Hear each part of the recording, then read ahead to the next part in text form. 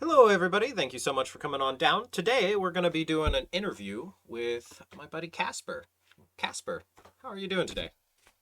I'm doing pretty good. How are you doing? I'm doing pretty good. We just got back in from our trip, and my legs hurt. Did so much walking. Nice, nice. Good to get out and about again. Yeah, no, it's we did that walk the first day, and I was thinking to myself, I used to walk like 4 hours a day, and it's been 30 minutes, and I just want to lay down and take a nap now. But yeah, so today we're gonna be doing an interview, and well, let's go ahead and just start.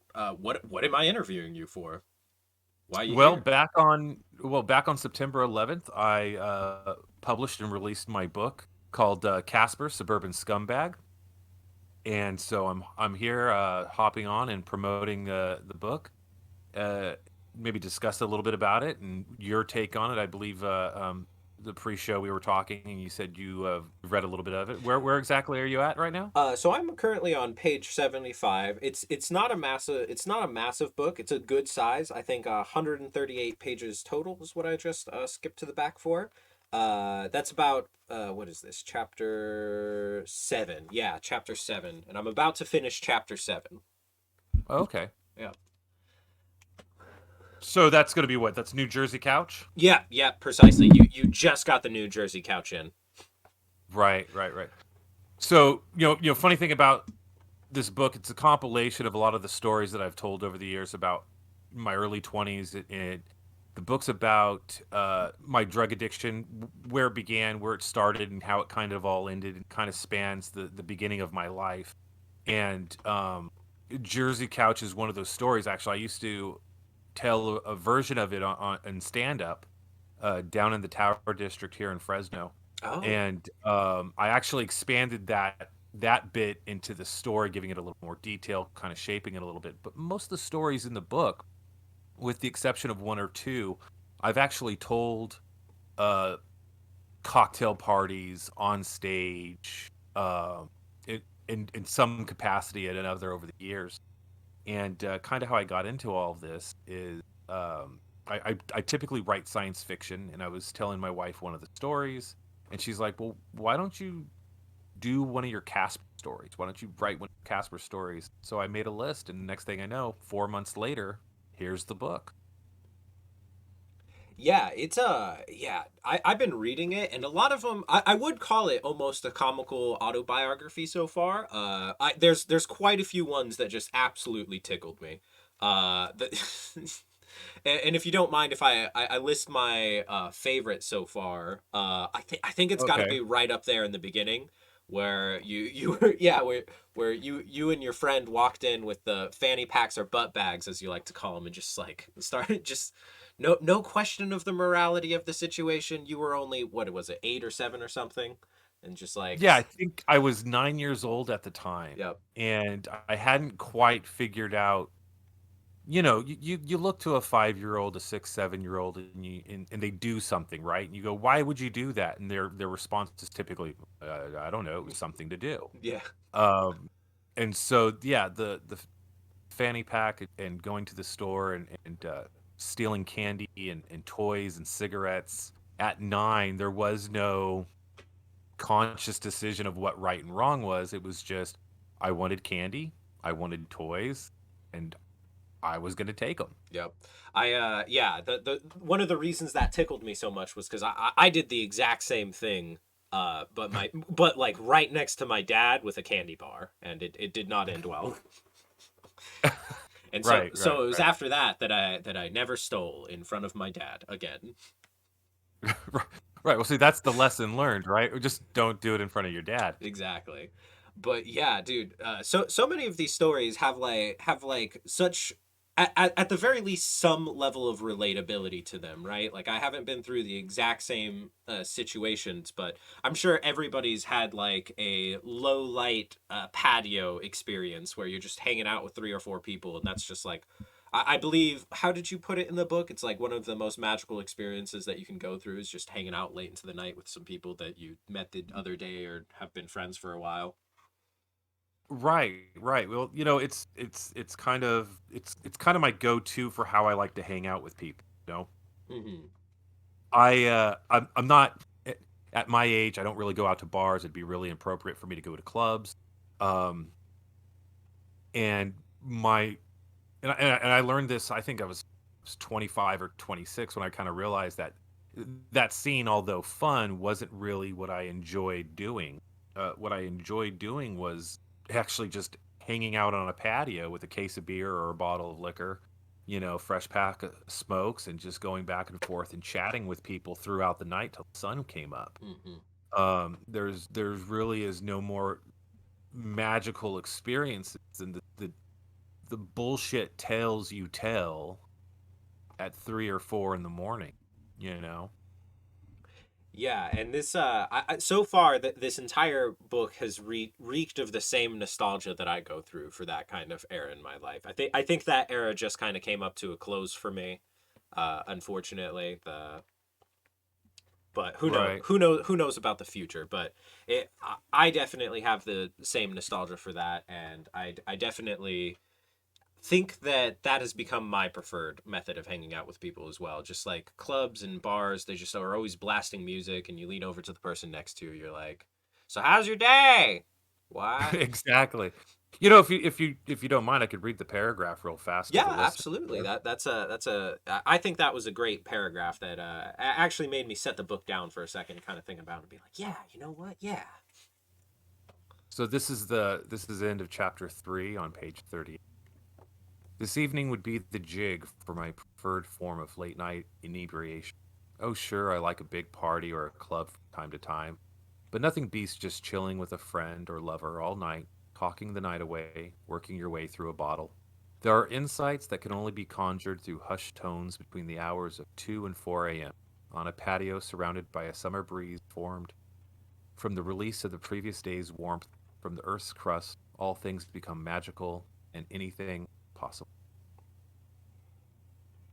Yeah, there's some really well written paragraphs in this book, and I think that that one really stood out to me. But let's move on Thank to you. yeah. Let's move on to another question that's kind of been itching me. So from metaphorically, ink first touching pen. When did this concept come to life, and how long did it take you to actually like bring this book? Because I know it released. You said September 11th. Yeah, yeah. So it dropped publicly September 11th, and there was about, I'd say, all in all, there was about 2 months of editing, which is very, very important for the creation of the book. But from start to finish, the book only actually took 4 months of writing, and then it was 2 months of cleanup. Um, but how it all began was, like I mentioned, I prefer writing science fiction, and I never really showed any of my stuff. I mentioned a little bit in the book about childhood and how the constant radio in my head would go nonstop, and people would constantly tell me to shut up. Steve, shut up, shut up, shut up. Casper, shut up. Um, so you know, after a while, as I learned to read, as I learned to write, I started, writing short stories and writing out these fantastical ideas, and I would show them to people and share them to people. Well, you know, teenagers are dicks, and grammar Nazis are everywhere, and so I had people tell me, "Well, you can't. You can't do this. The spelling's all over the place, and your grammar sucks." And I just took internalized that as well. I wasn't good enough to write. And so for years, I would write these little short stories and everything and develop them. And then uh, one day I was talking to my wife and I shared with her a book that I wrote, and she read it and she's like, "It doesn't have an ending whatsoever." And she says to me, she goes, "Well, you're better than half the guys I read as far as your storytelling is concerned." So I started actively pursuing about a year and a half or so ago, uh, writing and publishing my first science fiction book. And a friend of mine was trying to help me out. He introduced me online to this guy who was publishing an anthology in the Bay Area on dark science fiction. Okay, so I had a short story. I submitted it, and I didn't submit it. I actually didn't submit it. I finished it. I got the criteria. I contacted the guy. We were going back and forth. He sent me a contract to submit my work to him, and I read the contract. And contract covered my copyrights for everything except for it didn't cover my right if he chose not to use the story. So if I sent him the story, he read it and decided he didn't want it in his anthology, I had no legal protection at that point. And so I was very cautious about this, and I was cautious about, well, so I wrote to him and says, is there any way to get protections if you choose not to use my story that I still obtain the rights, my copyrights to the story? And he blew up and he cussed me out. Um, and it was thanks, but no thanks. I'm going to move on then. And so I was kind of in this frustrated place. And then my wife's sister came and visited us, and she's self-published. And we were talking. She's like, why do you need somebody else? Why don't you do it yourself? And that's when it was like, oh yeah, that I could just do that. So I just started working, and I write 2 to 3 hours every day. And as I mentioned while I was writing stuff out and formulating what I wanted to do for my first published book, uh, I had dinner with my wife, and we had this conversation. And she's like, "Why don't you try writing, Casper as a short story?" And I sat down, and the first thing I did was I'll make a list of all these stories that I've told people over the years of things that have happened. And I started out originally with 12 different stories. Um, and then within 3 weeks, I was up to 30. Because every time I'd sit down, I'd start writing, and then oh yeah, I remember that. And I'd watch something on TV, and someone would say something, and I go, oh yeah, there, yeah, I had a story that kind of pertained to that, and just kind of grew from there. Yeah, I imagine as opposed to like a fictional novel where you kind of have to string the whole thing you kind of have to string the whole thing out of your mind. This one was a lot easier to write because you've already been doing it as stand up for some time, and you can kind of remember them as they come. And then once you had all of them, you like arranged them in whatever order. So I think I think this would probably be a pretty good like starter story in terms of getting your feet wet with like self publishing and whatnot. Oh yeah, in fact, it's funny you said whatever order they're in.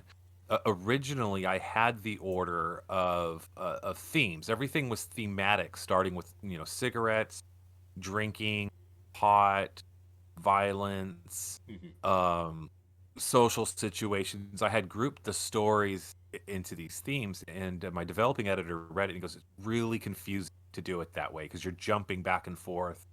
Time wise, can you reconstruct it chronologically?" I went, "Oh yeah, yeah, yeah. It's probably a better way of doing it." So I just went back and I reshuffled everything. And what was interesting when that happened was I realized that there is a bit of a hero's journey with the story, as far as Casper, the character in the book, where it starts out humble beginnings, it grows. There's a small dip in the middle of fall, and then there's a rebuild after that, only to come to the natural conclusion of the story. So Well, it makes absolute sense that there's a hero's journey in there. I mean, stories have been kind of Yo's as a guiding morality for humans for so long, and that the hero's journey is kind of like is such a classic one because it's so necessary for people to have like an opportunity to like fall down, make mistakes, and then get back up. You know. right, right, right. Let's see. So now that we've kind of set like so you had this kind of graph of the different stories, about 30 of them, and then you were rearranging them. Were there any that you wanted to put like specific notice on, or were there any of them that were your kind of your favorite? What's tell me about like an overview wise, which of these stories like really tickled you the most? Um, Well, obviously, all of them tickle me. I Yeah. mean, I've retold them so many times. Actually, my favorite thing about these stories of how many of them are so out there that when I tell people, they just look at me like, no, no, no, that's not possible. That doesn't happen. And it's like, no, that's exactly how it happened. Um, and there was a couple in there that I didn't want to write, but I felt I had to keep. A perfect example is what happened to DRS. It's one of the shorter chapters is extremely necessary for the overall story because without it, um, all of a sudden, my group of friends who I refer to as DRS just suddenly just disappear. They're no longer in my life, and it's like, well, what happened? And I originally wrote it without the story, and the question keeps coming up. Well, where'd they go? Why all of a sudden are you? I mean, obviously you're a drug addict, and people don't want to hang out with drug addicts, but so I had to add that one. So that would, if I'd say like my least favorite, it's probably one of the most honest chapters, but I Mhm. was reluctant from the get go to write it.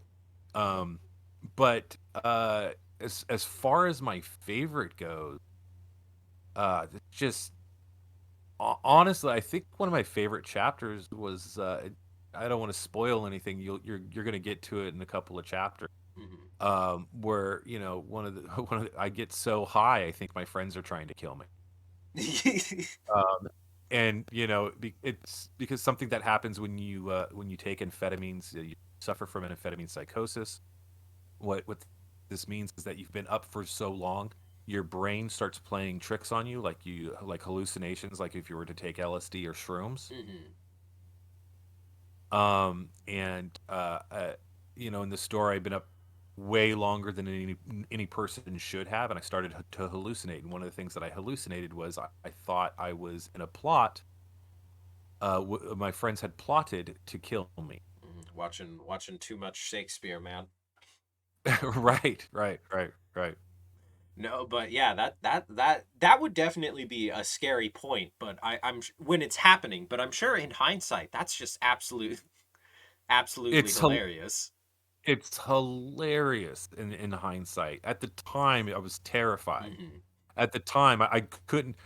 I'm higher than a kite, and I can't think straight. And it's like, well, how do I get out of this situation? It's terrifying. You finally sleep it off, and you look back, and you go, "Oh God, I'm such an idiot." They were just asking me if I was all right, and I thought that meant that they thought that I was onto them or something. Right, right, right. But yeah, So no. there's little stories like that I'm I are and like I said, I obviously I wrote the whole book, so all of it is my favorite story. Oh yeah, yeah. It's so this is your first published book, right? So this has to be your favorite published book so far. So far, so good. Yeah, I do have another book. It's incomplete. It doesn't have an ending. Um, and Is uh, that the sci-fi one you were talking about? uh, yes. Well, I mostly do write only science fiction or horror or zombie apocalypse horror thriller type stuff. So Hmm. Yeah, that's very cool. Well, missing an ending, so I guess we'll see next time whenever that one comes out, we'll take a look at it. right. But yeah, this one so far I've been really enjoying it. I don't read very many autobiographies, but every time I've read one so far, I've always been like pretty impressed with how entertaining they are. Because in my mind, like the sci-fi and the zombie horror and the fantasy kind of books are the ones that I always want to read. And the like whenever I go to a bookstores, those are the ones that I'm hunting down. But every time I pick up an autobiography, I'm like, this is actually so much more entertaining in some ways. Well, there's a catchphrase that's tossed around, stranger than fiction, right? And there's a reason why we have that term stranger in fiction is because reality, when it plays out naturally, you can't make it up. The stuff that comes out, you can't make it up. It just how it played out. It's stranger than fiction. When an artist sitting there trying to create a good work of fiction is trying to sculpt and mold it and make it as entertaining as possible, but it truly does lack the randomness that reality brings.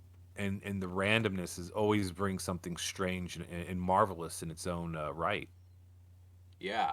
Yeah, so oh, man, that's very true because whenever I think of say D&D games or I'm writing narratives for D&D games, I'm thinking what are these people thinking? What do they want? What's their goal?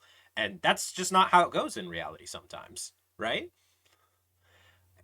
Yep. We also got a question from Bugbear 635. Thank you for asking a question, Bugbear. He's been in chat a little bit. I may have missed this, but has he been writing his whole life, or is this something he picked up on later in life? And I think you did say something like this briefly, but let's go a little bit deeper into that. Yeah. So let me just read this. I may have missed it. As writing his life. Um, I'm interpreting that question in two ways. As far as a journal or a diary, no, I have never kept a journal or a diary. As far as writing, yes, I've always had a notebook in hand. Even when I was doing drugs, I would travel around with a backpack, and I'd have art supplies and writing supplies, and I would stay up for days and just write. And I started actually before I even started doing drugs. And I would just write in this very neat, simple script in, college rule 100-page notepad, spiral notepad. And I would doodle and draw and write these stories, love letters to girls I was interested in, and never, never gave any of them out, or, you know, it, earlier life, pornographic short stories to titillate my mind. Um, wasn't really my thing. I grew out of it, but I once I learned how to write, I've always written. Mm. That yeah, the I definitely wish that I stayed more into writing. You actually mentioned this that you for a little bit you tried to show people your writing and you were kind of bullied by it. You were like rebuffed by it. They were like, shut up, Casper. But I'm actually Well, go ahead. well, it's kind of an interesting thing. Me and my wife talk about it all the time. Is English major is the biggest threat to creative writing.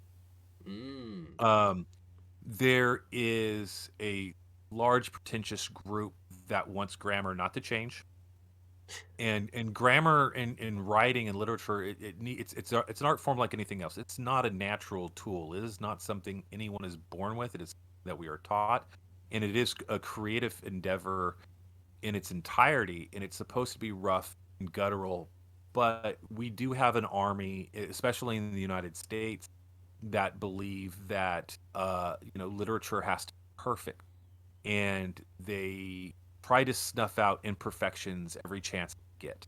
And so when you've spent the first half of your life being told to shut up by your siblings and peers because you talk too much, when you try to venture out into other endeavors and then you have this very militant, get in your lane type personality, I was very, very timid. And so I listened to the naysayers, and I allowed them to, kind of put me in my place for the better part of 20 years, until my wife was like, no, actually, you don't need to be a good speller. You just need a good editor. Yeah. All you, all you have to be, all you have to really do is be a good storyteller and want to tell a good story. And there's tools out there. Now, I say all you need is a good editor. Well, guess what a good editor is? A good editor is a English major. Yeah. So Can't live you, with you, them, you can't live without them. exactly. You just have to find one who's willing to be on your side. And so finding a good editor had been a bit of a trick, and I found one. I found two actually. The first one is a gentleman named Aaron Buckholder. He's been fantastic. He has been so encouraging the whole time. And the second one is Barry Lyon, who was the copy editor at the end. Aaron was the developing editor, and he worked with me, and he's the one who suggested, maybe you want to do this in chronological order instead of thematically. And what's interesting about a little side note, a good editor is, Aaron was is a Midwestern boy who lives out of Oregon, and Barry's out of New York. And so I'm from the Central Valley, California. And so I use terms and that I think are culturally everywhere in my work. And they both came across sentences of, well, what's that mean? What do Yeah. you mean that? What's that mean? That's street. That's what it's like. What you've never heard of rainbow white bread? Um, and then I'd go online, and sure enough, oh no, this is literally only in the Central Valley. So I thought that was kind of neat, and it raised a question of what do I keep in and what do I change? What do I need to change to be inviting to readers and listeners from outside the area, and what do I need to keep the authenticity of the organic source? Yeah, that's actually something that I never even thought of. Well, first I want to just make a quick comment. Reading this in chronological order, like how it's been presented to me so far, I can't imagine how it would be if it wasn't in this order. Like I really like the order that it's in. So I think Aaron, it was like good recommendations on that. But Yeah. but then the like yeah, the rainbow white bread thing, like just all these little things that you say, like I remember I was having a conversation with my fiance the other day, and we just like said the same word back and forth to each other, and just like laughed at each other for like 20 minutes. Like you don't say it like that. It's you know quill, not Yeah. schwill or whatever it was, and it was just really funny to just go back and forth. And that was actually even just a North South California thing, not even an East Coast West Coast thing, but yeah, that's not Right, right, that's not right. something I even thought of for like if you were writing a book, how much effort would have to go into like localizing it or trying to put like a universal language on it, right? Because I'm sure there's plenty of things that we're saying that people on the East Coast would just be like, what? And another thing that was interesting during the development process, and this was my wife's suggestion, was the removal of street name and just generalizing the location and describing the locations better. Because interesting enough, by doing that, it actually kind of fattens some things out, because you think about something, oh, well, this happened on this street, and that's the end of the conversation. And to locals only, they just look around their environment, see those crossroads, and they know immediately what I'm trying to articulate Mm-hmm. to them. But by removing the street names, I then have to add what what that area actually is. What's the social economic development in the area? What's the general, every place has an attitude. Every place you Yeah. go has a different type of tone to it.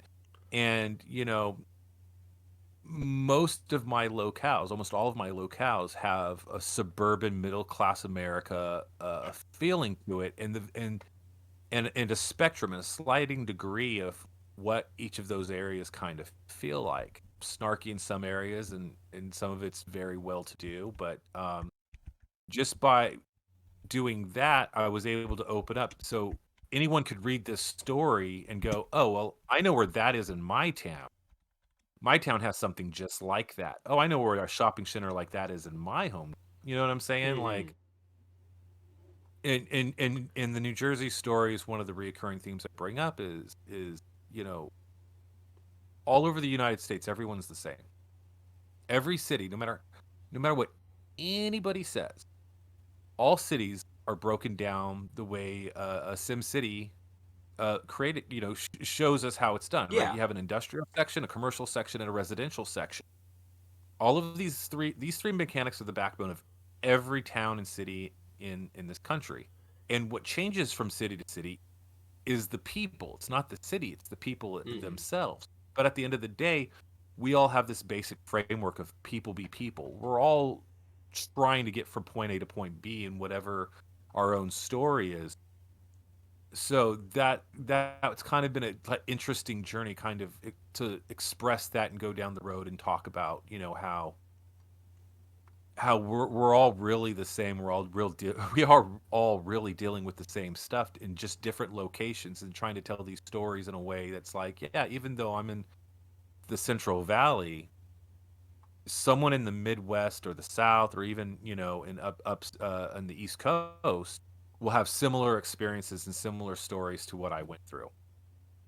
Yeah, no, absolutely. The like culture is only so deep before you get right into just like basic human needs and desires, right?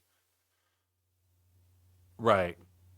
And yeah, like I've definitely experienced some of that, and that's very interesting. But we're gonna loop back for just a second because Zeus is watching, Sure. has asked a question, and I didn't want to interrupt you because I liked the path you were going down, but I think we've kind of come to a conclusion of that. So, what's the best trip slash high you ever had, and is it featured or in the book, or is it only low moments? Good question. Really good question. There's some it's a lot of first times. I don't think I talk a lot about the really good trips. Um and you know, in some of the stories, honestly, I was talking to my best friend Gizmo about this. Uh, Gizmo is my best friend, and he's not mentioned in the entirety of the book.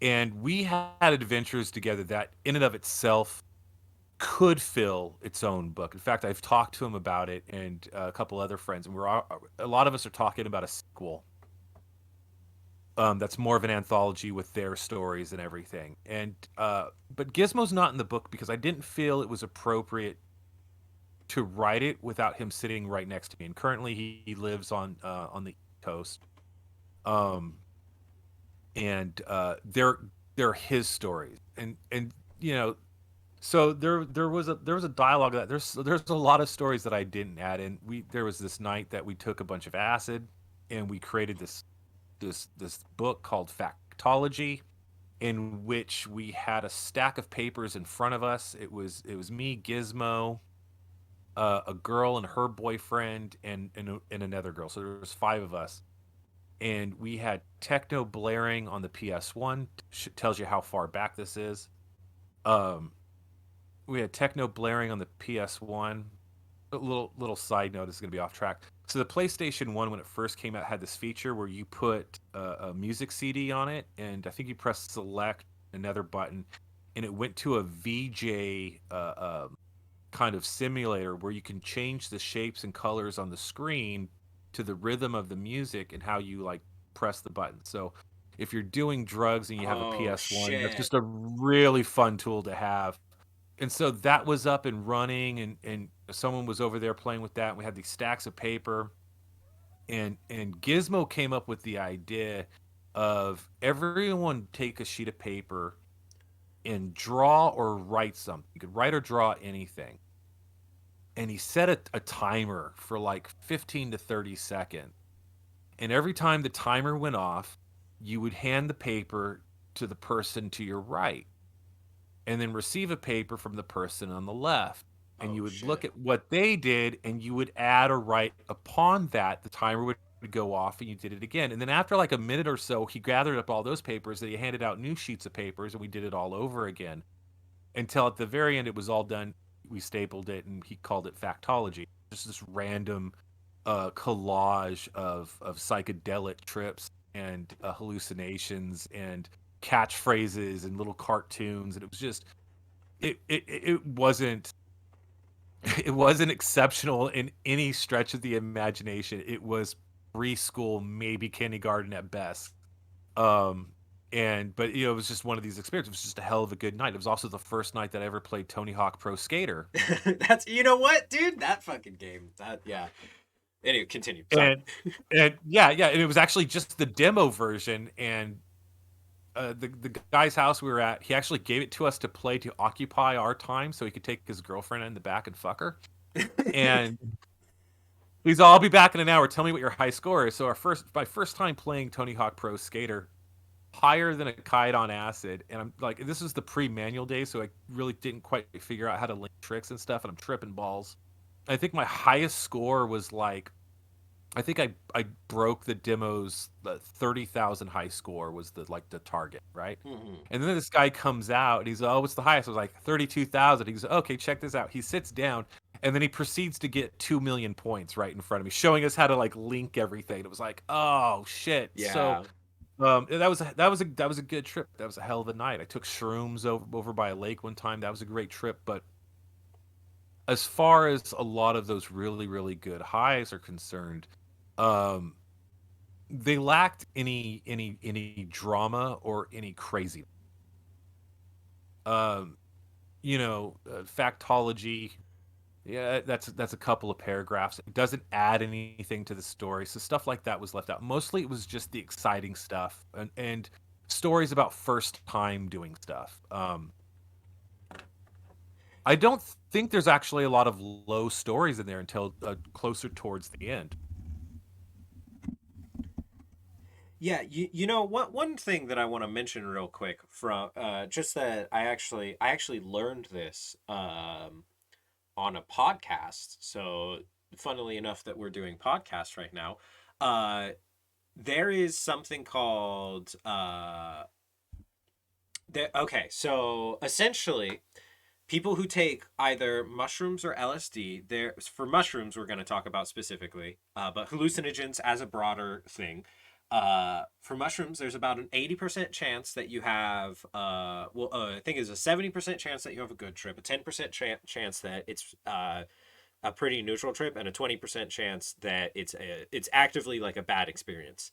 Now, the people who have good experiences from that typically report that it had a like good experience that moved through your life, right? Like it kind of changed some kind of mindset, kind of changed how you act, it changed how you felt about stuff, and it had like further repercussions down the line that actually made you feel better or happier or have a better work ethic. There's a lot of things that get reported, but essentially like it improves your life in some way. Whereas the 20% of people who have a bad trip, specifically on mushrooms, they very rarely report any kind of consistent negativity coming from it. So Right. so in my experience, and it's interesting that when you talked about your the best trips that you had, they were both based around hallucinogenics. It's interesting because I think that's something that's often found is that like they are some of the more positive experiences, and even if you do have a bad experience on them, they typically don't have like long-term repercussions. Whereas and I can totally see that none of the best trips made it in, because it's like some of the best trips are, yeah, you just hang out in a tree for like 5 hours and talk to a friend, right? Right, right, right. I don't know if I had any trips that changed my path in life. I had good trips. I had a couple of really bad trips. Um, Mostly the bad trips came from things that weren't psychedelics. I don't think I've ever had a bad trip on LSD or mushroom. Um, I never had a trip changed my direction in reality. I never had an awakening trip. I mean, they were fun, they were exploratory, they were emotional. Um, I'm a good natured person. So most of the things that have happened in my life that have changed the way I've done stuff either were from hardcore narcotics, and they kind of were waking me up to the mistakes I was making in life. Hmm. And actually the things that I would say really changed my life and changed my life for the better was actually just being around a large diverse group of people, and having these very sober experiences. I was raised in a conservative household. Homosexuality was extremely frowned upon, but I liked theater, and so I was around gay men and gay women, and just being around other human beings that were different than me kind of opened my eyes to the fact that, oh, oh no, they're just people, and everything else is bullshit. And that's a sobering experience. The same thing with minorities. The more minorities I hang out with, the more of the old conservative ways just kind of wash away. And it's like, no, people are people. People be people. People have all these desires, and those feelings have happened actually in the sober world for me, Mm. um, where I'm like, oh, this is how life's supposed to be. Me and my wife have a running joke that life is a lot easier when you're not a heinous asshole. And that statement came from a realization that if you just kind of like choose the trajectory of your life to be a happier person and to treat people with just basic human fucking decency, um, things do get a lot easier. Now that epiphany came when I was sober. I've heard other people come to that conclusion on mushrooms. Whatever it takes to get to that conclusion, I highly recommend it. Yeah.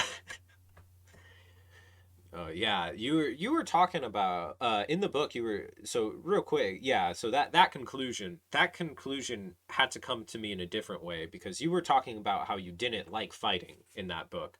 I think I think for a good portion of my life, I liked fighting way too much. I was also very competitive, so Right. I don't know if you heard the story. My mom tells everybody, but I made a fight club in like elementary school, like fifth grade or something. Nice. And I was consistently the only person to fight. Like everybody fought me. It was never two other people fighting each other. Right. Right. Right. And that was the way I liked it. So yeah, and there's a lot of anger and upsetness that comes with that, and I think you're absolutely right. Like choosing to not be a raging asshole is like the first step to living just a happier life, and just being like, you know what, like I just like I'm upset, but I'm just gonna like work on just like not being upset. I'm gonna go do my own thing. I'm gonna try and be just have a good day, you know. Right. I hated the emotional roller coaster being in fights brought out in me. And I was raised, you don't back down. You don't back down. You can stop because you have control over yourself, but you cannot trust the other guy to stop. Mm-hmm. Right? And that's what dad taught me. He said, "Hey, look, if you're in a fight, you have to finish it because the guy could kill you." Yeah. And so that was my mentality, and I hated fighting, and I hated knowing that I could never back down. And a lot of like talking to people, I've talked my way out of enough fights. Um, and it's a survival thing. I don't want to have to fight. I don't want to have to deal with the emotional roller coaster of everything. I Mm-hmm. rather try to talk my way out of it. But if a punch was coming, I had to give it everything I got. And then once the fight's over, I'm walking away and they're on the ground at a bloody pulp because before the drug use, before the drug use, I skated everywhere. I'm 6'3" in a town full of Latinos. I'm the tallest person in almost any situation, and I was just lean muscle. So when I started hitting people, you know, I don't think they were ready for how hard I could hit and Yeah. how much they were going to get. And so by the end of it, I'd have someone, they'd be on the ground, there'd be blood everywhere, and I'm getting the hell out of there. And the next thing I know, after the fight, I'm in tears for a half an hour to an hour. Because I hate conflict that much. And growing up in the neighborhoods, being a tall, lengthy white guy, I was a target a lot too. Yeah. Um, and it's just a horrible, horrible feeling. And I don't want to sound cocky like I never lost a fight. I lost plenty of fights. I've gotten my nose broken 3 or 4 times. I've had 2 or 3 black eyes. Um, I've actually, I've I've been shot at. Someone's tried to stab me 3 or 4 times. Like, Yeah. street fights are scary, ugly business. I Yeah. absolutely hate everything about them.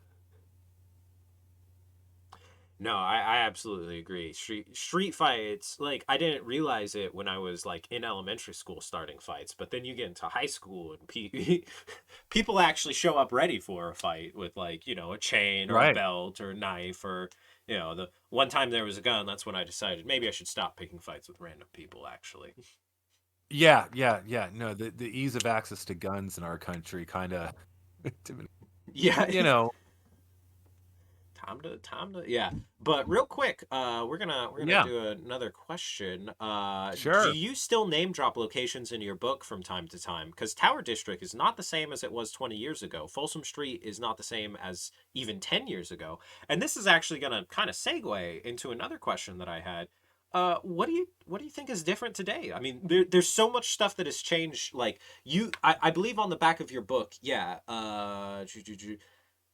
Do you say the dawn of a new millennium, or was that the old version? Um, I think that's the old version. well, I've got the book in front of me here, and It was on the back. that, I think that might have been the old version, Early 2000. Yeah, so it's early early 2000s. 2000s, but yeah, we're basically in like a new time. Like this is almost an entirely new reality. So we'll start with Oh, Bugbear. definitely, We'll definitely. start with Bugbear's question. Like, what do you think has changed about like the places that you were thinking about name dropping in your book from then until now, and then we'll talk a little bit more about just like how much reality has changed. So, you know, to talk about the change that happened in this town, from my perspective, I have to talk about our current mayor, Mayor Dryer. Mhm. So I remember what the town was like before he became chief of police. And Dryer grew up in Fresno PD. His dad was a cop here. He worked in SWAT and he worked his way up to the chief of police. Um, and I remember what the town was like before he became chief of police. Now, if you look up Mayor Dryer, you look up his police history. There's pros and cons, and I think there's pros and cons to every person's position when they're in politics, and especially in a position like chief of police. There's there are rumors of shadiness of drug dealing associates and criminal organization. I don't have any answers to that stuff, but this is what I will tell you about our mayor and how he affected my growing up. And we're talking me entering into the Fresno reality of a young adult and living the nightlife. Growing up, you did not walk anywhere in Fresno past 9 o'clock unless you were with a large group of. It was extremely dangerous. Um, Several of the fist fights that I got into, I had to take my skateboard and crack a guy in the face and then dump his body in the canal that used to run through the cities. That's how dangerous it is, right? And this is the middle of summer, so there's no water, and the guy didn't get washed away or anything. But you dumped him down in the canal and you took off running, so it took him time to get back out of the canal and catch up to you. It Yeah. was extremely dangerous. Um, so as Dyer became the chief of police, things happened. It felt fast at the time. We would go down to Tower District and we'd hang out there, and they did Tower Movie Night, and they'd do movies in the back of the Tower Theater, which used to be really great. And we used to watch Alice in Wonderland and just old Disney movies being projected on a wall, and it was a community event and everything. But if you didn't have a vehicle, you had to leave Tower at 8:30 to get to the buses to get home safely on time. If you didn't have a place to crash, because at the time I think I was living 2 miles north of Tower, and at a full skate, it was a 50-50 shot if I didn't run into a bulldog or another gangbang. Yeah, Um, that's and one thing I really remember about Fresno is like the Bulldogs, the Mong gangs, and right, yeah, and it was brazen too. It was really brazen. Like they would there's a bulldog chirp that they do, and I don't think I can mimic it on the mic.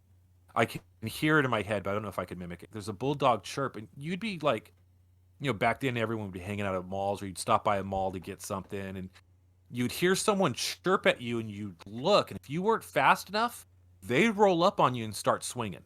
hmm And to be perfectly clear, I had no gang affiliations whatsoever. I didn't do gang activities. I didn't have any colors. I lived and dressed as the average uh middle class American and I was assaulted regularly by gangbangers just because they wanted to hurt somebody. Hmm. Within 3 to 4 years, the daytime bullshit stopped and the chirping went away. Within So Chief Dryer becomes chief, and then 3 or 4 later, you felt safer in Fresno during the day. By the time I turned That's actually pretty 21, impressive. Like over the course of 3 years to manage that. right, it was a very very a lot of people forget that. A lot of people, I experienced the relief during the day. By the time I was 21, I felt comfortable skating across town. There was and still is gang activity in Fresno. Um, but by the time I was 21, 22, I felt comfortable cr- crossing town on a skateboard in the middle of the night and without fear of being attacked. So, you know, seeing that transition, and me and the guys, all of us were big fans of Folsom and or Fulton. Sorry, Folsom's the prison. Fulton's the store, Yeah. shopping center. We went down there for punk shows. There used to be a place called the Rainbow Ballroom. We used to do punk shows at. And you'd skate around. There was a couple of great, I think, like Tokyo Gardens just south of Tower. There's some great bars. There used to be, granted, I haven't been out and about and to these places in 20 years. I've aged out of it. It's very inappropriate for a 40-year-old man to go to a club. Yeah. Uh, but I do go out for art hop and see things. I see things how that they are developing. There's a lot of housing communities down there now, and people are moving down there. There's a revitalization program that I'm all for, because as we expand, as we revitalize our history. They used to build buildings to last, and those buildings have good bones. And now they're able to like refurbish them and reconstruct them and repurpose them so they become community centers. And they're beautiful buildings, and they have beautiful events. And so I've been really excited to see how it's grown for the young adults, the opportunity for the 20 somethings to go out to the old stomping grounds I used to hang out in, um, and have similar life experiences with friends in the Tower nightlife. Which honestly, I it's different in flavor, but you watch movies where they got New York kids going clubbing and from one club to the other. They got LA kids doing the same thing. Fresno's got a different flavor, but the activity's still there. People are dancing, they're having cocktails, they're having a good Hmm. time. That to me is what being 20 in Fresno is all about. The art and the culture down there is still exploding. They're still pushing the envelope. There's still great activities down there. I went down the Tower District just the other day and I saw a play at Roger Rocca's Dinner Theater for the first time in years, and I was blown away at the level of performance from these local actors. Just playing their hearts out. Yeah, that's kind of beautiful that it's really kind of coming into its own because I do remember getting to go down to Tower. I helped with a few parades and stuff, but I wasn't really embedded in there mostly because by the time I turned 21, I had actually migrated cities, but I definitely remember there being a lot of like really cool stuff in Tower. That was the place to be. I used to hang out with friends there. So I'm glad that from a perspective of like someone who's been around for a while and who's seen it is still doing good and is still getting better. One of the things that I don't know if they do it anymore, but I remember there was a shift and a change. Um, I'd say I was about 15 or 16. Tower used to have Mardi Gras and everything, and we'd go down there and it was fine. By the time I was 18 and 19, they were putting fences up and they were charging people at the gate. The gang activity was getting out of hand, and there was, talks of shutting it down. There were rapes and stabbings. it was not a cool scene to go to. Mhm. And then by the time I was 21, 22, it's open again. There's no gang problems. Fresno PD had a presence. They were supporting the community. Um, so yeah, these things have ebbs and flows with proper leadership. Like I said earlier, with our current mayor, there's a lot of rumors and stuff about criminality in his organizations and everything, but not knowing what's actually going on or whatever the speculation is from just a citizen's perspective looking around my community, I say the communities are doing better than they were at that point. Does that answer the question, Bugbear? Earlier, but I think this was when you were talking about how dangerous it was. He said, "Oh my God, that's crazy," scared face. So we'll so just to let you know, we have been going for an hour and almost 6 minutes now. We do have more questions on the docket, and there are currently 6 viewers. Would you? Wow, Bugbear says, there are currently 6 viewers. So I think we'll go for at least another 30 minutes. How do you feel about that? Or I feel great about it as long as I'm off by 2 o'clock. If we could take a quick five, so I could use some facilities and Gotcha. be right back. Yeah, we'll take a quick five. Bugbear says yes, that did answer the question. So awesome. Great, great, glad to help. Cool. We're gonna let Casper go on a quick 5 minute break. While I go ahead and plug the book. So just to let everybody know, this book is available for boop, boop, boop, boop. Here's the link, and here's that. Boop. Come back. So this book is available for purchase. It did release on September. So there's 2 links there. One goes to the Instagram page of Coxon Publishing, which I actually have not followed yet, so I should probably do that. You guys all should go follow it as well. And it looks like there's actually a pretty good number of posts on there. We are going to be having a giveaway at the end of today. Follow. Yeah, we're going to be having a giveaway at the end of today, which is going to include the Casper Suburban Scumbag book, which so far I've been enjoying it a lot. It's got a lot of good stuff in there, and then it also comes with a swag bag, which I believe includes a beer glass, a copy of the book, a bag, and a bookmark. I think we'll get some confirmation on that in a little bit, but I believe that's all what it comes with. So if you're interested in that, stick around until the end of the show to figure out how to enter into that. I do see that there are 7 viewers. If you have any questions, feel free to post them in chat. If we see any that we like, we'll get to them. So far, we've gotten to all questions, but if we suddenly get, a wall of questions, we do got to be gone before 2. Let's see. And then the second link that I posted is a link to the Amazon page to buy this book if you are interested. It is only $3 for Kindle. And it is $15 if you want to get a paperback. I believe as well there are ways to get there's an audiobook for it as well. So if you have Audible, I think that they give you free audiobooks every once in a while. That would be an awesome way of supporting the author. But any support probably means a lot. Thank you all so much for coming. Let's see. We are going to be releasing a YouTube video later of this interview, possibly just clips from this interview. And now we're just going to wait a few seconds for Casper to get on back. And I'm back. Wow. That was basically perfect timing. Thank you. So what other questions can we answer? Let's see.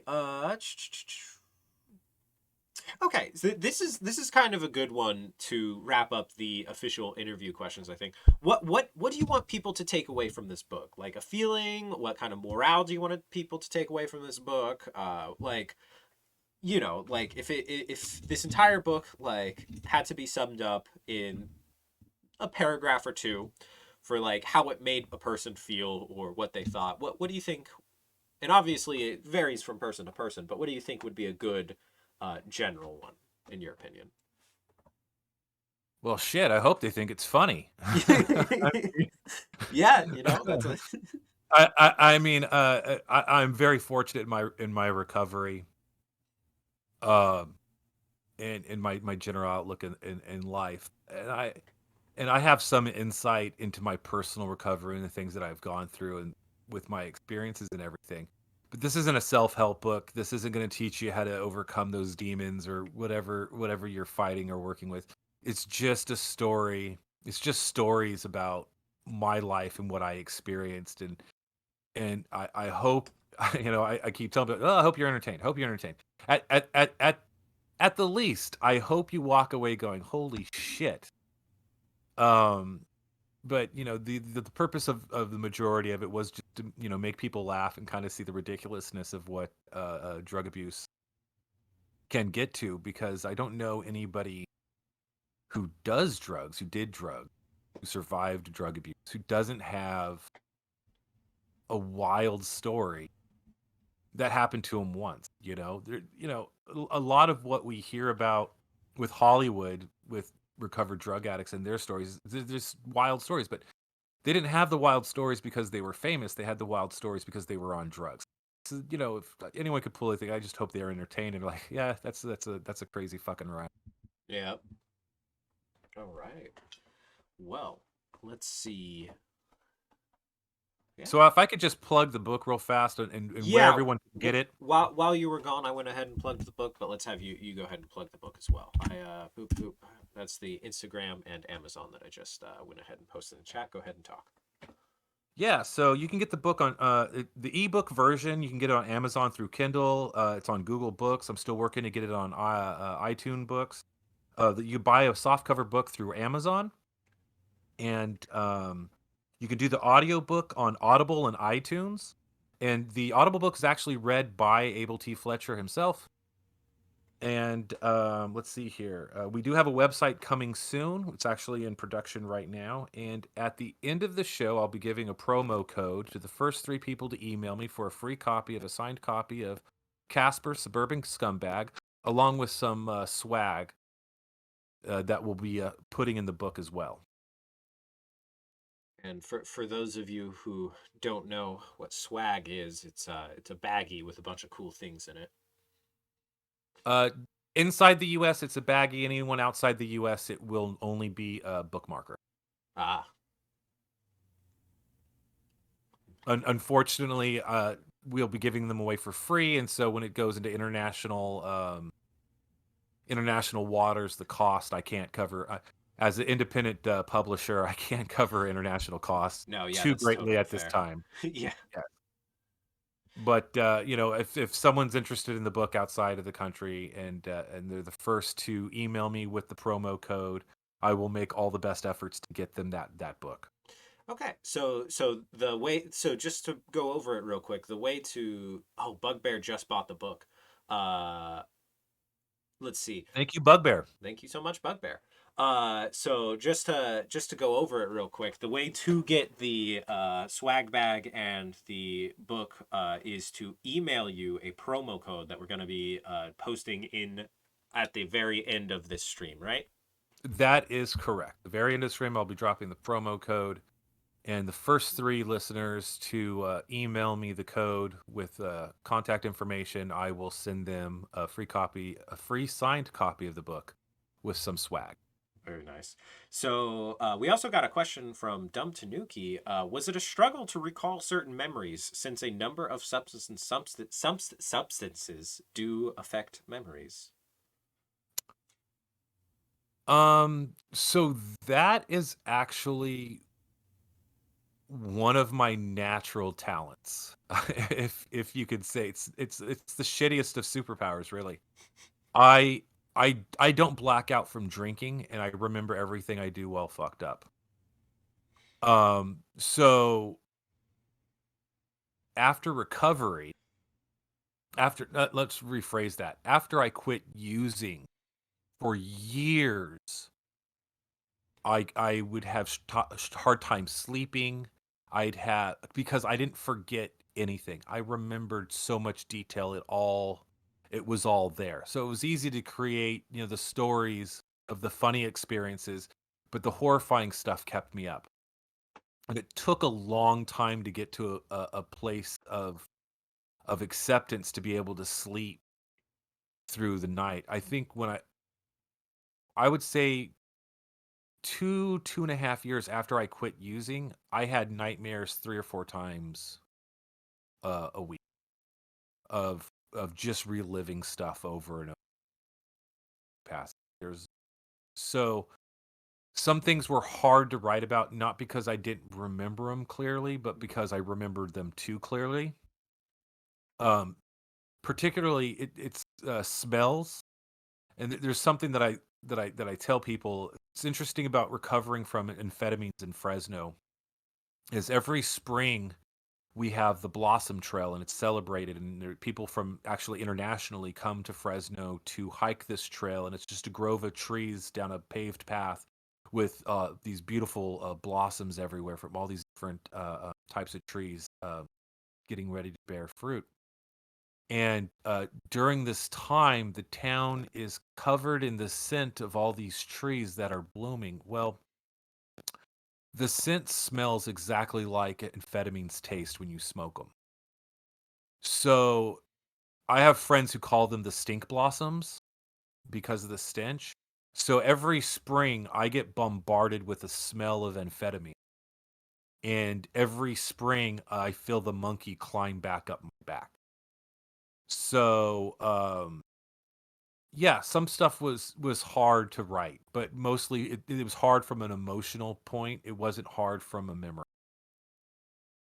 What has been interesting is because I released this book, I got reconnected with several friends, and I've been asking them about it, and they're like, "Oh yeah, no, that's exactly how I remember it. You weren't wrong at all." And it's like, okay, good, because yes, some drugs affect memory, and in fact, recall memory. The more you retell something over and over, it shifts and it changes. Um, but yeah, that's the one thing about me is I don't tend to forget things like that. It doesn't help in any way, like, I'll never like, in any way useful, it doesn't work, like, I could never win Jeopardy, I could never do a quiz show. Trivia Pursuit is completely lost on me, but I'll be sitting in the bar and someone will say something, I'll be like, "Oh, yeah, well, that was written by blah, blah, blah, and that was constructed by." And just the other day, I was walking by my wife's office, and "Sweetie, just set it and forget it. What? Who says that?" And I was like, "What?" She's all, "It used to be something they sold on TV. Who sells that? Set it and forget it." I go, "Well, I think that's a Ronco commercial. Let me Google it real fast." And sure enough, Ronco rotisserie cooker for your chickens. The catchphrase was "set it and forget it." So completely useless, other than basic trivia, random shit like Yeah, that. dude. The more time passes, the more sounds like a gift and a curse. Yeah, exactly. Ex Well, exactly, because if I couldn't figure out Ronco, I would have fixated on it the entire night until it came back. Yeah. The more time goes on, the more I kind of come to realize that there is a large section of my brain dedicated to remembering ads. Right, right, right, right. Like video game ads, those damn jingles, even fake ads from movies that are like making fun of ads I have in my head. Right, right, yeah. Like, I don't know if anybody ever watched Inside Out, but bristlette gum will make you smile. Bristlette gum will last a while. My mom used to tell me, "I don't know why you watch so much television. It's not like you're gonna remember any of these episodes when you're an adult." And I can almost perfectly recall every Simpsons episode I ever saw, Yeah. so I don't know. I get into MASH quizzes, the TV show MASH, because I love Alan Alda. I thought he was a great yeah, I think he's a great actor, and it's like, yeah, no, there's I I I wasn't supposed to remember any of this, and I remember so much of it. It's like, "Ah, crap." Yeah. Yeah. That's me. I feel that. Well, yeah, thanks for coming down, answering some questions. Hopefully you had a pretty good time. I'm thinking that we have up to another, what do you say, 30 minutes if we want to go to it. How are you feeling about continuing? I know you said you had to be gone by 2 and you wanted to talk about website stuff after this. Yeah, I'm still good to go, man. Okay, cool. Yeah. Let's see. Give me just a second. And once again, we're just gonna do a quick plug while I try and figure out another question. Casper, Suburban Scumbag, we've posted the link to the Amazon in the chat quite a few times. There's also an Instagram to Coxon Publishing. Go ahead and buy a book if you want to, but we also are going to be giving away a book today at the very end of the stream. But let's see. So let me talk about boop, boop. You want to talk about marketing and how bad I'm screwing at it right now? How is the marketing going? So for all you listeners out there who want to like release a book, the first thing you've got to remember is don't put a giant meth pipe on the cover of your book, because a lot of people flag it as either a crack pipe, which it is, or a dick, which it is not. Um, so I was really excited the other day. I got the email that the audiobook was up and running. I do the narration myself. And so I was really excited about that, and I was celebrating. And I, on the Instagram, took a picture of my martini glass with my celebration and a picture of the book. And I wrote a post just celebrating that my audiobook is finally released, because there's a 12-day, sorry about that, I just hit the mic. There's a 12-day waiting period between when you finish it and they give you final approval, and then they can kick it back to you and you can fix it. It's kind of stressful because the book had already launched and then it went through, and I'm like, oh, this is great. I'm so excited. So I snapped this picture on Instagram, and then Instagram goes, hey, do you want to promote this picture to more than your followers so that they can see what you're doing? And I'm like, oh, this is a great idea.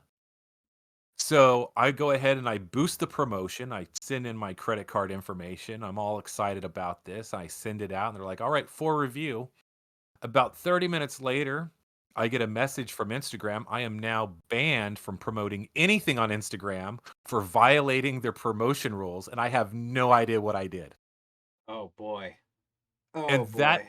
and that seems to be like, I wasn't planning on promoting it. I was just uploading an Instagram picture, and why don't you go ahead and promote this? I was like, yeah, sure. That sounds like a great idea. I should be promoting this. And now I'm banned on Instagram from promoting anything. I'm like, well, I don't know what I did, but okay. Can you throw an Um appeal on that? Like that I, seems. I I did put in a request. I don't understand why. I'm pretty sure it's the meth pipe in the cover getting flagged as a penis. Um As a penis. That's ridiculous. and so, but I am doing other ad stuff to the other ad agencies, and one of the better ones. I submitted what my ad is, and they actually preview it before they run it, and they tell you what's wrong with it. So, a really good ad company. I really like this ad. Mhm. Um and the first one I submitted, like, no, it's no good. I was like, okay, well, maybe it's the words that I'm using for this ad, and maybe picture of the pipe. So I removed the pipe. It got flagged again. I go, well, it's definitely the words then. So I removed the word meth from the ad, and the ad was Casper, suburban scumbag, skating, bongs, meth, recovery, just like on the back Yeah. of the. Yeah. So meth got flagged. I was like, all right, definitely meth. I was like, you know what? I'll try this. I am going to censor the meth pipe and just have my name, Abel T. Fletcher, and Casper Suburban Scumbag, and then I'll have a black bar across the meth pipe and say censored, right? Oh yeah. Get some curiosity going. Right? Maybe get a little extra clicks with that bait there. And it got flagged saying there was no logo on it and it needed to have a logo. So I removed the censor bar, so just the title, the author's name, and then the crack pipe. Totally got approved. And I was like, okay, so I guess the word meth is not is kind of frowned upon in the ad agency. So I am stumbling through this ad trying to market this. But I think I've got a game plan once the website gets up. There's actually it's called Traffic Junkies, and they advertise to Pornhub, RedTube, and a lot of other pornographic sites. Mm. And since this book is for adult audiences, I'm actually really excited to work with them. And they've already approved several of the ads, and they're working with me, and they've actually have a really great infrastructure to help support the whole marketing campaign. So I'm really, really excited about that. So for those who enjoy pornography, within the next month or so, look forward to seeing my ads pop up. Yeah. Break from all the awful ads, I suppose. Right. Well, nobody's getting ringed or ramed or Yeah, it's just the book cover. Well, actually, I think a funny thing is how strict a lot of these terms of use policies have been getting. So the word scumbag, just to let you know, in Twitch, which since it's the title of stuff, I expect to fully get away with it. But the term scumbag conflicts with Twitch's moderator policy for hate speech. Wow. Yeah. Okay. That's so this is what's interesting about this. This is obviously, it's biographical and it's self-deprecating.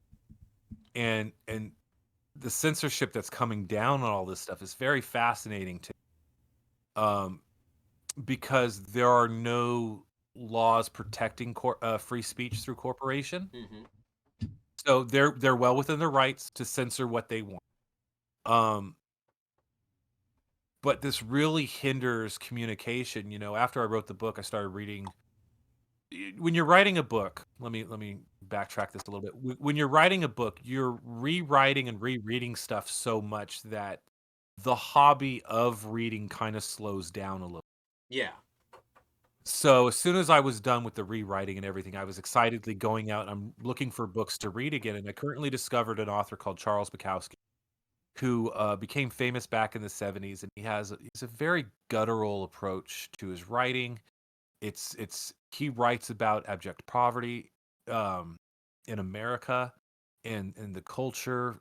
It's very blue, very dark stuff, and I don't know if he would ever be able to get published today. His work's very important because he captures um, a social economic group within this country that is not really talked about often, which is object poverty in white communities and the brutalism of those communities and uh, addictions and the abuses. He does a really great job of showing the horrors from his own perspective through his characters and but it's so blue, it's so rough. I don't know if he would ever be able to publish anything like that today. And I really am concerned about the language that we are not able to use because as time goes on, you know, and you're not allowed to speak your mind, you're not allowed to articulate. It's really whoever controls courts control the verdict, right? So Yeah. if you're not able to argue or discuss or talk about some of these very upsetting topics like drug addiction in a humorous light, kind of the woes of it, then we're really setting ourselves up for future problems. Yeah, that's been a big theme of this in my life so far, I think, is just the tightening and tightening of the attempt at thought control, right? Just Right, ever right. everything becomes like you're not allowed to say things, everything becomes kind of a censorship thing.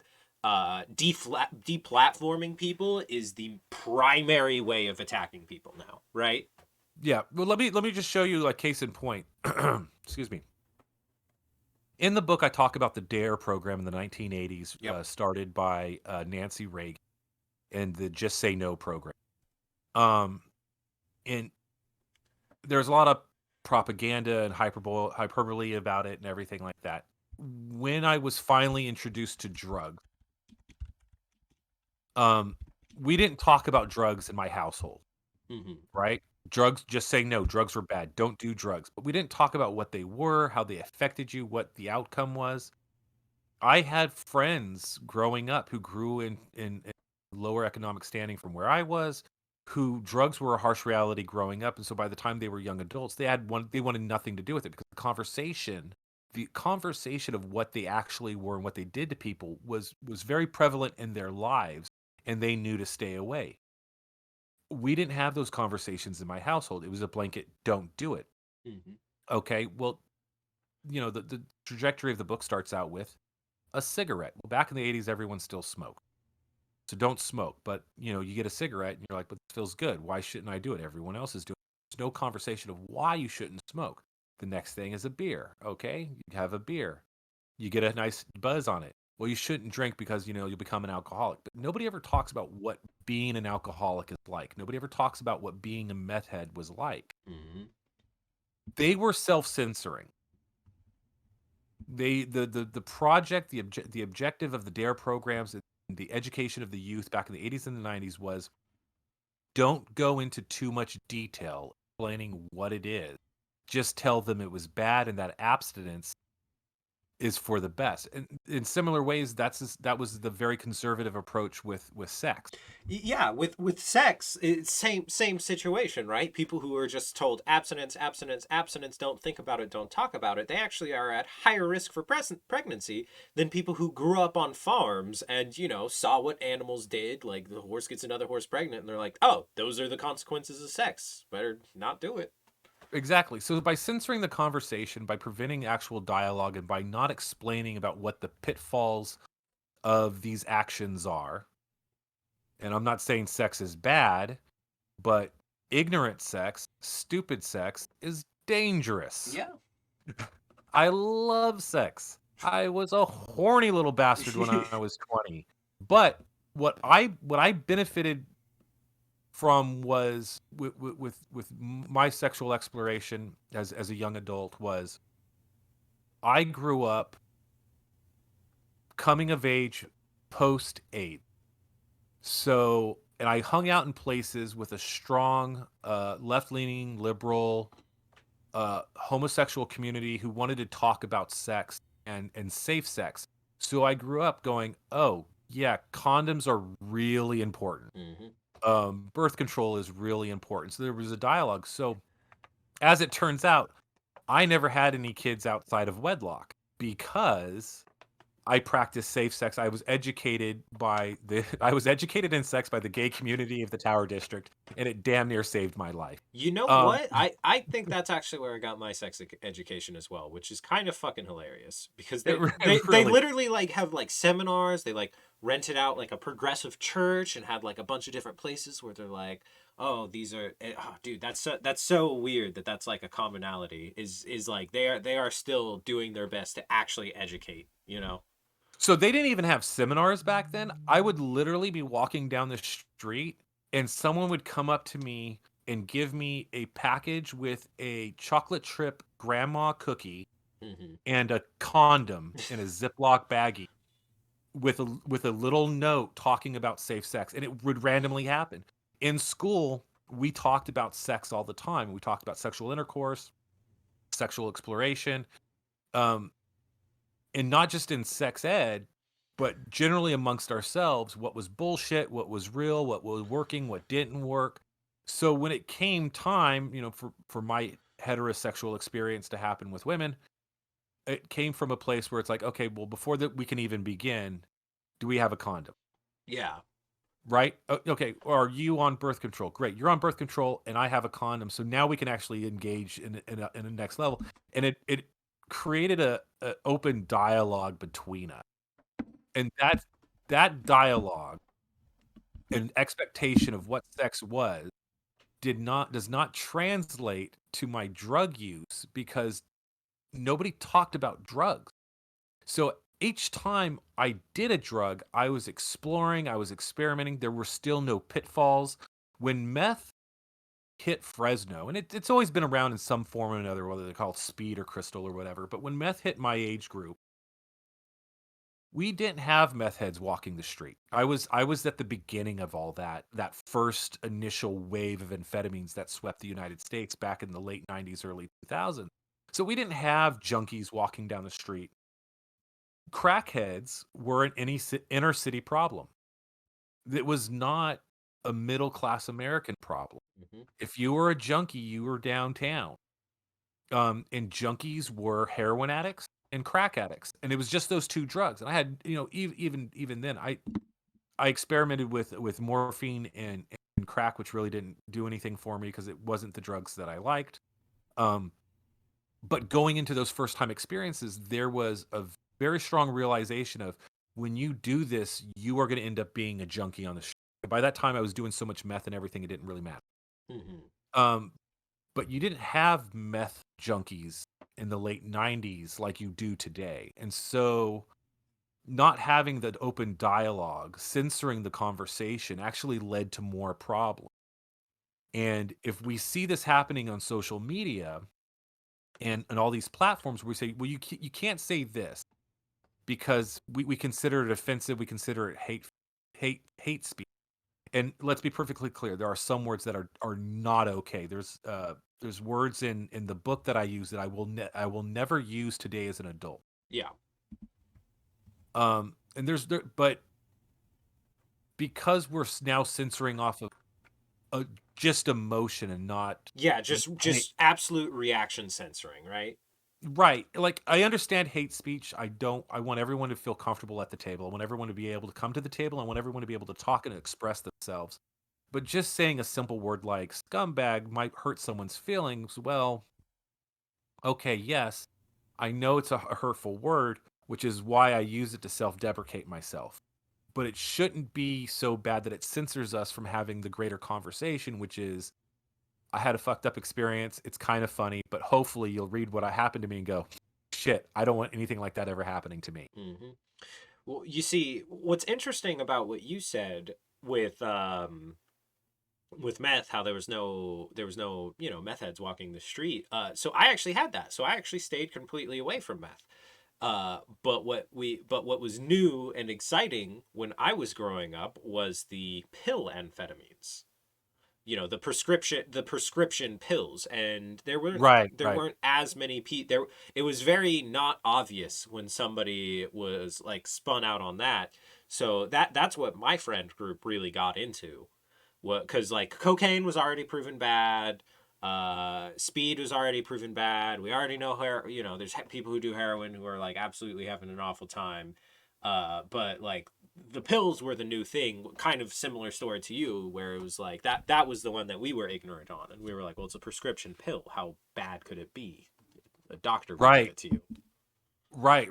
Well, that's the other interesting thing. I saw the beginnings of OxyContin, Mm-hmm.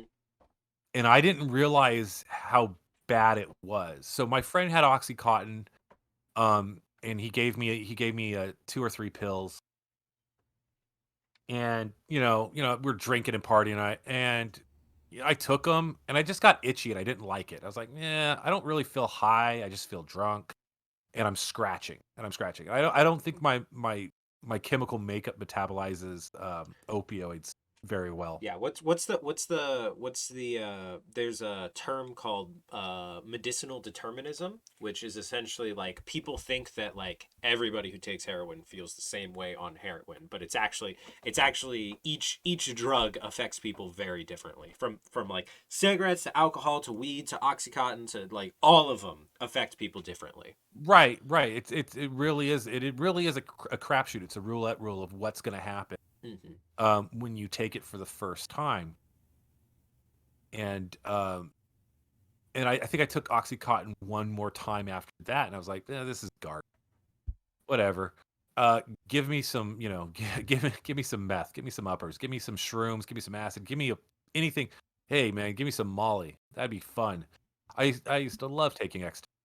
It's fantastic, unless it's cut with heroin or or um or something else. Um, but yeah, no, it's I never really I didn't really realize how bad it was, and then fast forward, and granted, this was close to the time where I started quitting drugs. So you fast forward a couple of years, I'm sober, and I had friends who would never touch meth. The most they ever would do was maybe occasionally smoke a little pot, and they drank because they didn't want to be junkie. They didn't want to be fuck ups, Yeah. right? Um, and then 2 or 3 years pass, and they're popping oxy, and then the next thing you know, a year later, they're shooting heroin. Yep. It was just like, holy shit! And these were guys who would no, and I talked to a couple of them. They're like, how did that progress for you? How did you go from I'll smoke a little pot, but I like to drink to you're shooting, you're hitting the spike right in the arm? And it was like, oh well, I was drinking with some buddies one night, and someone gave me a pill. Yep. And it was like, how the hell? And then I'm realizing this like national epidemic is going on. I'm like, how the hell are they getting all these fucking pills?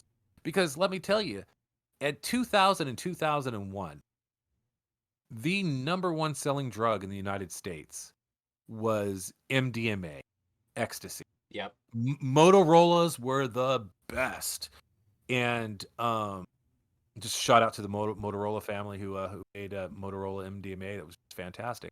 Um, and that was harder than shit to get. It was so hard to get pills. Like it was seriously, if I wanted to roll by Friday night or Saturday night at a rave, I had to start looking for it on Monday. Hmm. And I spent an entire week trying to track down some pills for a weekend party, and a lot of misfires until finally, and then a lot of times it would happen. And it was about a quarter of the time, I would say, just shitting out of my ass a bullshit fact here. A quarter of the time, you'd get some pills and it wasn't MDMA at all. It was just some it was some bullshit. Um, but it was really, really hard to get the pills. And then during the opioid epidemic of OxyContin and everything, everyone had the pills. They Yep. were everywhere. And I'm like, how the hell are you guys getting all these damn pills? Like it used to be next to impossible to get the fun ones, and these pills are actively killing you. Yep. One thing that I believe really helped get them into the mainstream is that they were heavily overprescribed. Like I had in high school, I had three friends who were able to get them based off of sports injuries. Jesus Christ, man, Yeah, that's crazy. That's and a trip, man. yeah, and that like three people in a high school being able to get like large quantities as well, like enough to get you addicted. And the reason people go from prescription opioid painkillers to heroin is because the painkillers stop coming in. They Oh, stop that getting makes sense. prescribed Yeah. painkillers, and once they stop getting prescribed painkillers, what are they going to do? Just quit cold turkey? No, Right, right, no, right. they're gonna go either that or they can no longer afford. Well, they might try and stay on the painkillers for a while, but painkillers are much more expensive than heroin. Much more expensive than heroin. You can get Oh, heroin yeah. for dirt cheap, and so they go from this situation where they're getting their prescription. Yep, that's the reason it's called in the opioid epidemic. Exactly, Dump Tanuki. Which we still have to get to your Yep. question, but we'll get there in just a second. But yeah, so you go from getting prescribed, probably having your insurance cover these opioid pills, and Right, then right. they cut you off because a certain amount of time has come, so you are deemed no longer needing it. You probably ask for them more, and then you maybe get some, you get an extension on it, so on and so forth. But then at some point, they will cut you off. And then you try and buy it from the other people who have them. Usually, old people are able to get a hold of them very easily. And they're much more expensive. So once those get cut off, then you're essentially faced with two options: go through opioid withdrawal or seek out heroin. And heroin comes in the same traffic lines that cocaine come in, Yep, and so it's extremely easy to get a hold of. exactly. And yeah, that's man, the I, I don't want to say anything bad about the government, mostly because we're online and it's the government. But man, we all know the war on drugs failed. Oh yeah, yeah. No, there's a much better approach to all of this that we could be addressing. You know, a bout of honesty would be a big help for a great many of. Hmm. You said there was another question? Yeah. So Dumb Tanuki is there an ideal audience for this book? And if so, does it seem hard to market to that audience given how sanctioned modern advertisement is? So yeah, I kind of stepped on this a little bit earlier. There is a target audience, and it's counterculture and adults and anyone who you know it, anyone who's hip to the scene, man. Who's like ready to drop and really explore what the universe is like. No, the target audience is people who want to expand their view on an age. It's adults who are interested in a different perspective on how things played out. Um, I do not think I'm as good of a writer as one of my favorites, Tom Wolfe or Hunter S. Thompson or Charles Bukowski, but this is kind of in the same vein of some of their journalistic endeavors and their stories. This this material reminds me of the electric Kool-Aid acid test by Tom Wolfe. Reminds me of Fear and Loathing with Hell's Angel, and it reminds me of Charles Bukowski's Factotum. And you know, I say it's an adult audience, but honestly, my daughter is just a couple of years away from turning 16, and I feel like a mature 16, 17-year-old could read this. There's nothing explicitly, sexual about it or anything like that, but it is a very interesting perspective in Joel's life during the turn of the millennium. And so, the target audience is anyone who's interested in peering through another individual's eyes during this humorous, sometimes tragic journey. And as far as reaching that audience, to answer the second part of your question, it is hard. Uh, in the current censorship of what's going on. I'm going through a company called Traffic Junkie, which I'm really excited to work with, and I'm advertising on porn sites, which I don't have a problem with pornography if you're into that thing. Um, but it allows me to hyper focus on individuals who are open minded enough to read it, and I hope that through talking about the book and advertising it, that I am able to reach a broader cultural audience.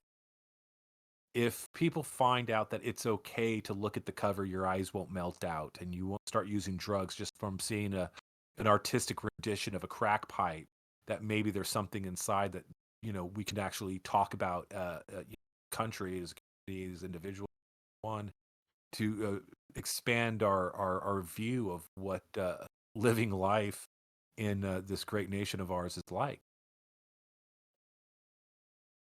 Damn, that's I think that's a pretty damn beautiful closing statement.